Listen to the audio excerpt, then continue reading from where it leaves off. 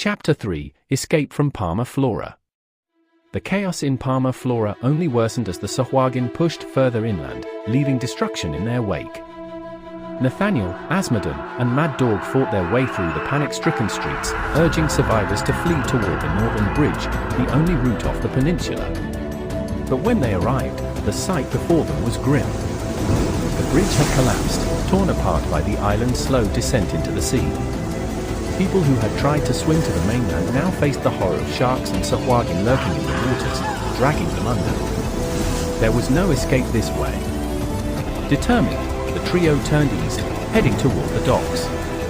The only hope now was to find a seaworthy vessel before the entire village was swallowed by the ocean.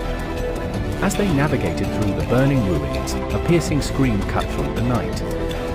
Maddogg's sharp eyes caught movement. One of the sahuagin had broken into a nearby house. Without hesitation, he sprinted toward the building, his heavy steps thundering against the wooden planks. Bursting through the doorway, he barely had time to react before the sahuagin lunged at him, its trident scraping against his forearm as he barely turned in time to avoid a fatal strike. Blood trickled down his arm, but Maddogg didn't slow. He roared in defiance, grasping the sahuagin by the throat and slamming it against the wall. The creature hissed and clawed at him, but Maddogg drove his knee into its stomach, forcing it back. With a final, brutal swing of his greatsword, the sahuagin crumpled to the ground, lifeless. Panting, Maddogg turned his attention to the room. A small girl huddled in the corner, her eyes wide with terror. Without hesitation, he scooped her up into his arms and rushed back outside, rejoining Azmadan and Nathaniel as they continued toward the docks. The docks were in chaos. Boats had already fled, leaving only one ship moored at the end of the pier. Between them and salvation, however, stood more sahuagin and massive, armored crabs with pincers large enough to crush a man in half. There was no time for hesitation. Nathaniel raised his shield, deflecting a spear hurled by one of the sahuagin before driving his sword through its chest. Azmadan unleashed a crackling eldritch blast, sending another reeling into the water. Maddogg, still carrying the child, used brute strength alone to barrel into a crab, knocking it off balance before slicing through one of its legs with his greatsword. The battle was fierce. Nathaniel took a glancing blow from a sahuagin's trident, while Azmadan barely sidestepped a snapping claw.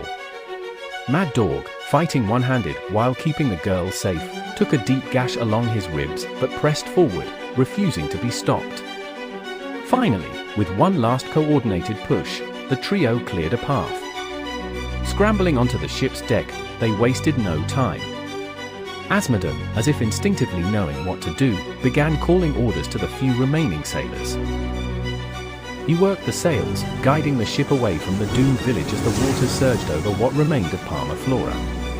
As the island disappeared behind them, the fires still burning, the screams fading, the three of them stood on the deck, wounded and exhausted but alive. Palma Flora was gone. Their journey, however, had only just begun. Chapter 4: The Call of the Deep. Azmadan stood near the ship's railing, gazing out over the endless ocean as the waves rolled beneath them. The salty wind rushed past, ruffling his deep purple robe, the gold trim catching the faintest glimmers of the setting sun. It had been a long time since he had been on a ship. Too long. Memories clawed their way back to him. The last time he had set foot on a ship, it had ended in disaster.